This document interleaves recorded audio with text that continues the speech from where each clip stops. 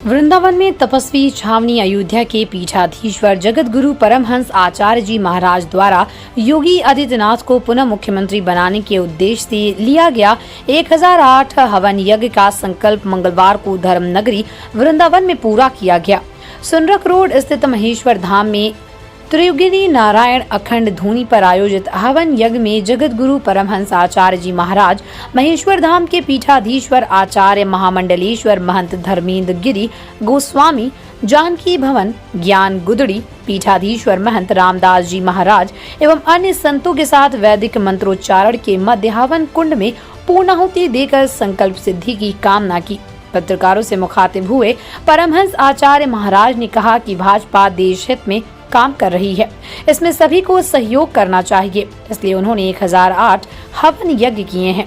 उन्होंने जहां उत्तर प्रदेश में भाजपा की पूर्ण बहुमत की सरकार एवं योगी आदित्यनाथ के मुख्यमंत्री बनने का दावा किया, वहीं सरकार से जनसंख्या नियंत्रण कानून बनाने, एक देश एक कानून लागू करने एवं भारत को हिंदू राष्ट्र घोषित करने की मांग की। साथ ही उन्होंने चेतावनी दी है कि वर्ष 2023 से पहले हिंदू राष्ट्र घोषित नहीं हुआ तो वो लाखों साधु संत एवं धर्मचारियों के साथ 7 नवंबर 2023 से दिल्ली के रामलीला मैदान में आमरण अनशन करेंगे। क्या इसका उद्देश्य है?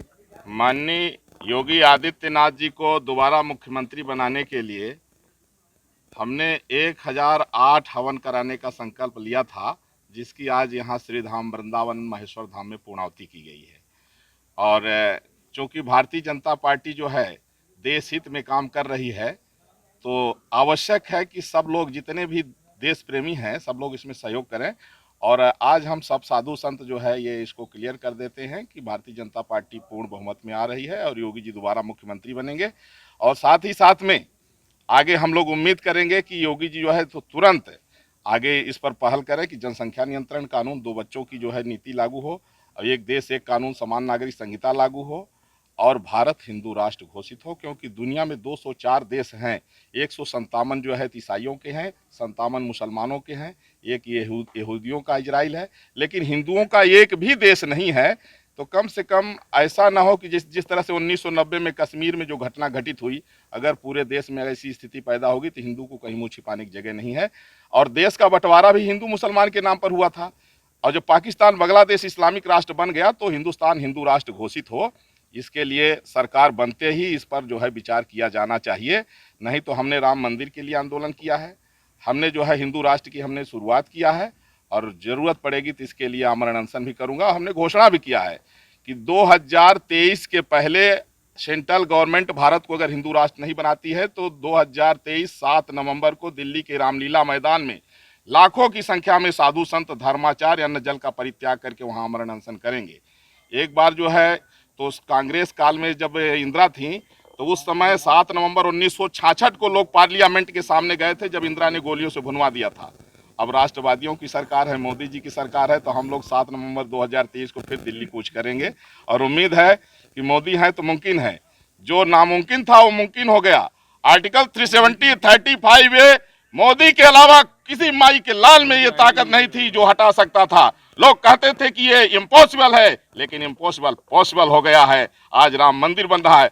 500 वर्षों तक राम मंदिर क्यों नहीं बना? क्योंकि मोदी जैसा नेतृत्व हमारे पास नहीं था। और जैसा कि भाजपा ने कहा था कि अयोध्या, मथुरा, विश्वनाथ तीनों लेंगे एक साथ, आज तीनों मंदिर एक साथ बन रहा है। हमने देखा कल जन्मभूमि में भी वहाँ भी काम चालू है और वहाँ कॉरिडोर बनी रहा है काशी में, और अयोध्या में भव्य मंदिर बनी रहा है। तीनों एक साथ काम चल रहा है। जो विवादित स्थल है वो संविधान के दायरे में बहुत जल्दी वो हट जाएगा। और रह गई बात भारत को हिंदू राष्ट्र बनाने की, उस पर जो है मोदी जी बहुत जल्दी इस पर काम करें।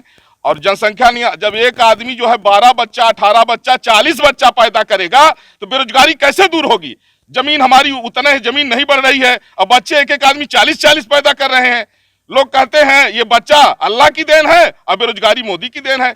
इसलिए जनसंख्या नियंत्रण कानून और समान नागरिक संहिता पर मोदी जी काम करें और भारत को हिंदू राष्ट्र घोषित करें। आज हमने जो है तो 1008 हवन का आज पूर्णाहुति किया है और आगे हम लोगों का संघर्ष जारी रहेगा। विभिन्न जिलों में अयोध्या, बनारस, गाजीपुर जो सुनना में, और आज यहाँ पर जो एक हवन किया गया है, क्या उद्देश्य है उसका, कितनी उसमें आहुतियाँ दी गई? मेरा नाम महेंद्र धर्मेंद्र गिरी गोस्वामी, पीठाधीश्वर आचार्य महामंडलेश्वर श्री शंकराचार्य सनातन दशनाम गोस्वामी अखाड़ा और महेश्वर धाम स्थान पर आज महाराज जी जगत गुरु परमहंस आचार्य जी महाराज द्वारा यहाँ 108वां जो यज्ञ किया गया, उसकी 1008वां यज्ञ किया गया, उसकी पूर्ण आहुति का यहाँ आयोजन किया गया। क्योंकि यहाँ त्रियोगी नारायण भगवान यहाँ अखंड ज्योति के रूप में विराजमान हैं। और जैसे कि बताया महाराज जी ने, योगी जी की पुनः जो है सरकार में वापसी कर रहे हैं और उत्तर प्रदेश के दोबारा मुख्यमंत्री बनने जा रहे हैं। जहाँ तक जनता का सहयोग है, उसके साथ साथ संतों का जो आध्यात्मिक और दैवीय शक्तियों द्वारा जो योगी जी के लिए हवन आयोजन किया गया है, तो जिसकी वजह से सभी जनता के लिए और देश हित में, प्रदेश हित में जो पीछे सरकार द्वारा कार्य किए गए हैं, इसीलिए योगी जी पुनः वापसी कर रहे हैं। और मैं समझता हूँ कि 10 तारीख को जो जश्न होगा, पूरे देश ही और प्रदेश ही नहीं, पूरे देश के जश्न का माहौल होगा। क्योंकि 4 प्रदेश में लगभग बीजेपी की सरकार पुनः बनने जा रही है और आगामी जो भी कार्य होंगे और महाराज जी का जो संकल्प है वो बीजेपी की सरकार में ही संभव है। क्योंकि राष्ट्र हित में कार्य करने वाली सरकार सिर्फ भारतीय जनता पार्टी है।